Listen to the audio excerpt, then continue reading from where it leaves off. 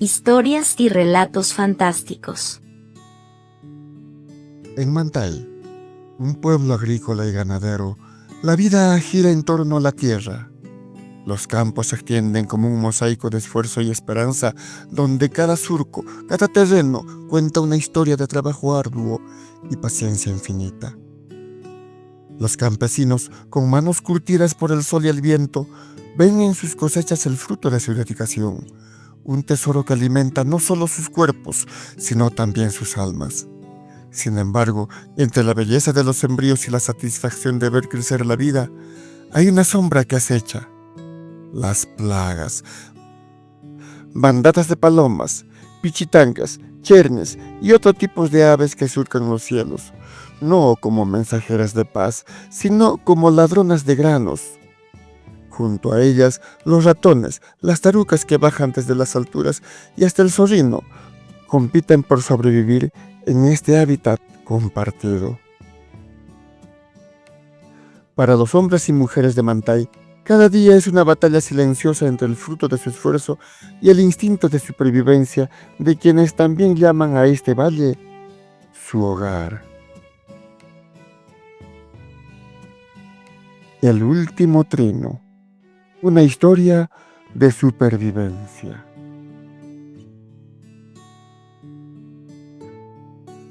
El sol comenzaba a esconderse detrás de las montañas del Valle del Colca, pintando el cielo de tonos dorados y morados. Don Fernando, un agricultor de manos callosas y mirada cansada, observaba con preocupación su sembrío de cebada. Las espigas, que deberían estar erguidas y llenas de vida, estaban siendo devoradas por bandadas de aves que parecían no tener fin. Palomas, pichiches, chernes se movían como sombras sobre el campo, picoteando sin piedad. «Caray», murmuró pasándose una mano por el rostro agrietado por el sol.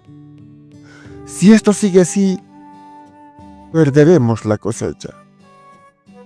A su lado, Genaro, un niño de 10 años con el pelo revuelto y ojos muy curiosos, observaba en silencio.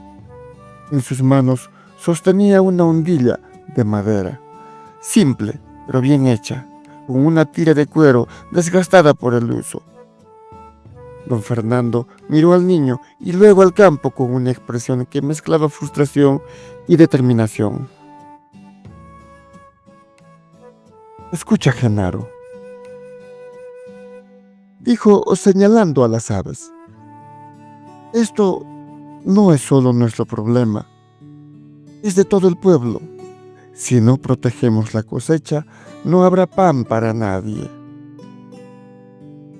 El niño asintió, apretando la hundilla con fuerza. No era la primera vez que escuchaba estas palabras. En Mantay, todos sabían que la lucha contra las plagas era una tarea compartida. Hombres y mujeres, y hasta los más jóvenes, llevaban consigo sus hundillas, colgadas al cuello o guardadas en los bolsillos, listas para ahuyentar a las aves que amenazaban su sustento. Para los ratones ya habría trampas más tarde, pero ahora la prioridad era salvar la cebada.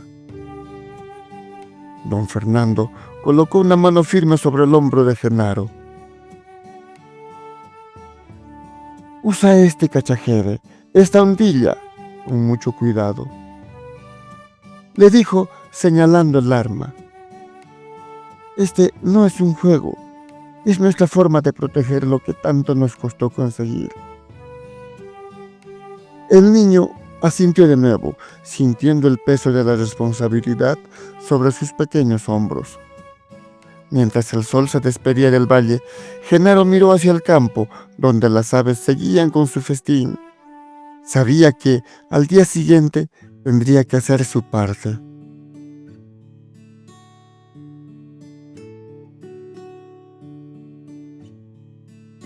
La mañana en Mantay amaneció fresca y Genaro caminaba hacia la chacra con una mochila sencilla al hombro. Su padre le había encargado traer mazorcas de maíz y pasto para los cuyes. Colgada de su cuello llevaba su hondilla. La horquilla era de madera de manzano, tallada con precisión.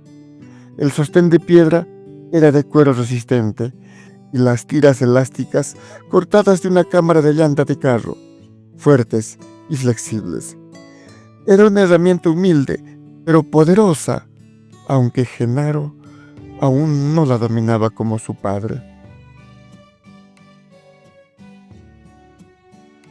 Al llegar a los terrenos húmedos, cerca de una chacra de papas en un maizal, vio una pequeña ave picoteando el suelo, distraída. Genaro se agachó con sigilo, colocó una piedra lisa en el cuero y estiró las tiras elásticas. Apuntó con cuidado y disparó. La piedra salió veloz, pero no con la precisión que esperaba. Golpeó al ave en un ala, hiriéndola gravemente. El animal cayó al suelo, graznando de dolor, pero logró levantarse y huir volando con dificultad, llevando algo en el pico. Genaro corrió tras ella, pero el ave desapareció entre los matorrales. Frustrado, se detuvo y murmuró: «Debo de practicar más». Con la hondilla en la mano, regresó al camino, sintiendo el peso de su error.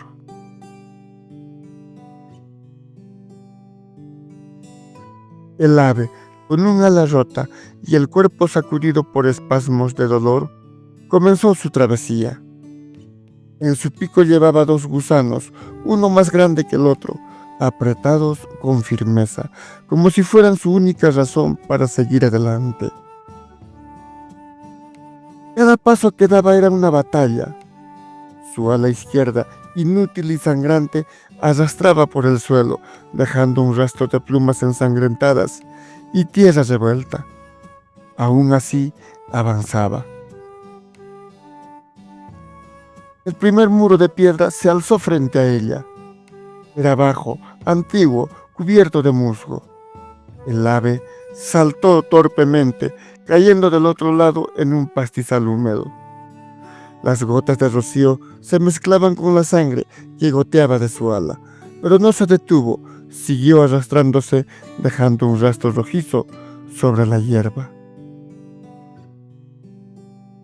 Más adelante, otro muro la esperaba. Este era más alto y el esfuerzo por saltarlo le arrancó un gemido ahogado. Del otro lado, un sembrío de papas se extendía como un mar de hojas verdes. Las plantas, húmedas y frías, le golpeaban el cuerpo debilitado, pero el ave seguía abriéndose paso entre los surcos.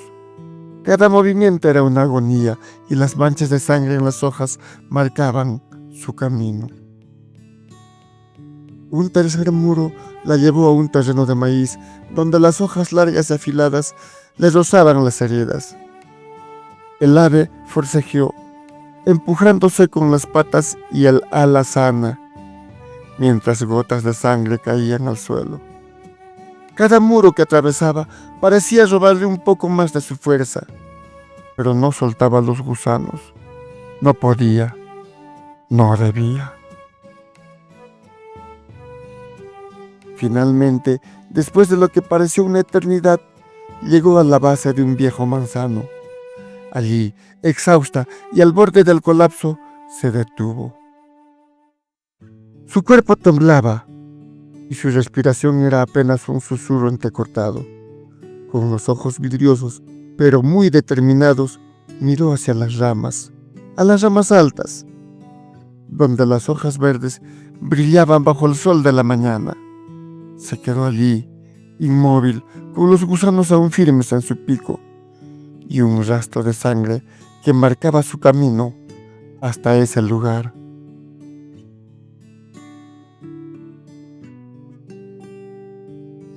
El ave, con el alma rota pero aún aferrada a su instinto, comenzó a trepar hacia las ramas del manzano. Cada movimiento era una agonía. Su ala herida colgaba inútil y sus patas débiles y temblorosas se aferraban a la corteza rugosa del árbol. En su pico, los 2 gusanos seguían firmes, aunque el esfuerzo por mantenerlos era cada vez más difícil. Desde abajo miró hacia las ramas altas y con un último aliento de fuerza trinó suavemente. Era un sonido débil, casi imperceptible, pero lleno de ternura. Desde arriba, dos pequeños chillidos respondieron de inmediato. Eran sus crías, casi sin plumas, que esperaban en el nido, hambrientas y asustadas.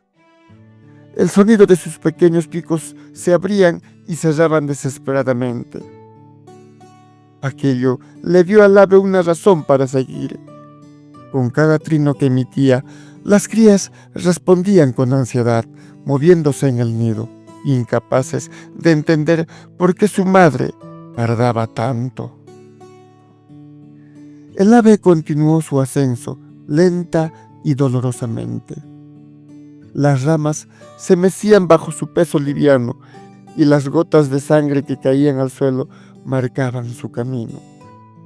Cada vez que trinaba, las crías chillaban con más fuerza, como si supieran que su madre estaba cerca, pero el esfuerzo era demasiado. Cuando faltaba poco para llegar al nido, el cuerpo del ave finalmente cedió. Sus patas perdieron el agarre y su ala herida no pudo sostenerla. Cayó, pero no hasta el suelo. Quedó colgada en el aire, atrapada en una rama. Sus patitas se enredaron en las pequeñas ramas y su pico abierto por el esfuerzo dejó escapar los dos gusanos que cayeron lentamente hasta el suelo. El ave intentó moverse de nuevo, pero ya no tenía fuerzas. Desde arriba, las crías seguían chillando, esperando su regreso. El viento mecía las ramas y el valle guardaba silencio, como si contuviera la respiración ante la trágica escena.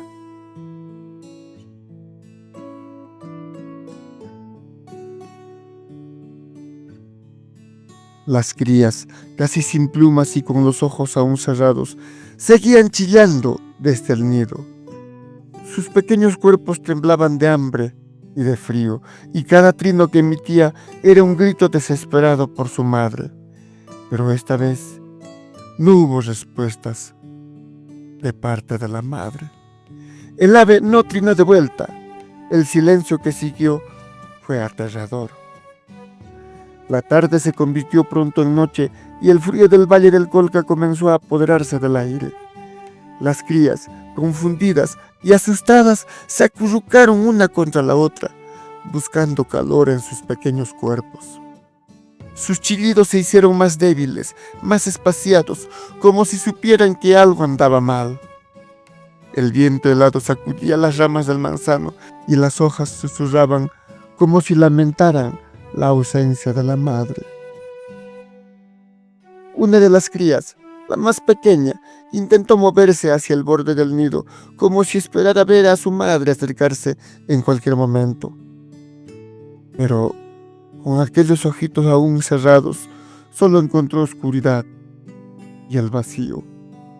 La otra, ligeramente más grande, se arrimó a su hermano, tratando de protegerlo con su propio cuerpo. Juntos se acurrucaban más y más, apretándose con todas sus fuerzas para conservar el poco de calor que les quedaba. El tiempo pasó lentamente. Las estrellas brillaban ya en el cielo, indiferentes al drama que se desarrollaba en el nido.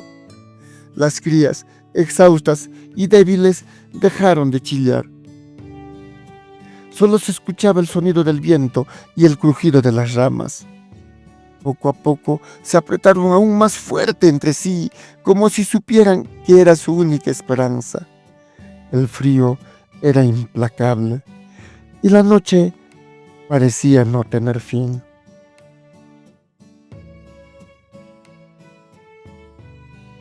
A la mañana siguiente, el sol salió sobre el Valle del Colca, iluminando el manzano con una luz dorada que parecía querer sanar las heridas de la noche. En el nido solo quedaban dos pequeños cuerpos sin vida, dos crías que nunca conocerían el vuelo. Un poco más abajo, Colgada inertemente de una rama estaba el ave. Su cuerpo, antes lleno de determinación, ahora era solo un recordatorio silencioso de su lucha. ¿A quién culpar de esta desgracia? ¿A Genaro, el niño que solo intentaba proteger la cosecha de su familia? ¿A su padre, quien le enseñó a usar esta hondilla para defender lo que tanto les costó cultivar? ¿O acaso a las aves, que solo buscaban alimentar a sus crías en un mundo donde la supervivencia es una batalla diaria? Cuando un león devora a una madre cebra y deja a un bebé cebra que aún amamantaba, ¿a quién culpar? ¿A la cebra por ser ingenua? ¿Al león por seguir su instinto? ¿O acaso es la naturaleza misma, indiferente y cruel, la responsable? Este no es un caso en el que las personas sin corazón matan por diversión, como en las corridas de toros. No, este es un caso en el que la vida se entrelaza con la muerte, donde las decisiones, aunque bien intencionadas, tienen consecuencias que no siempre podemos prever. Es un recordatorio de que en este mundo todos luchamos por sobrevivir. Y a veces nuestras victorias son las derrotas lastimeras de otros, aunque se vaya la vida en ello. Al final, la pregunta queda flotando en el aire, como el trino de un ave que ya no está. ¿A quién culpar? ¿Y qué podemos hacer para que historias como esta no se repitan? Y ahora te pregunto a ti, ¿qué piensas? ¿A quién culparías? ¿O acaso la culpa no es de nadie? ¿Acaso aquellas pequeñas aves, aún sin plumas, que no podían ver, acaso no sufrieron? O tal vez la culpa no es de nadie, sino de un mundo donde la supervivencia es tan frágil como un hilo. Escríbeme, respóndeme, te leo en los comentarios.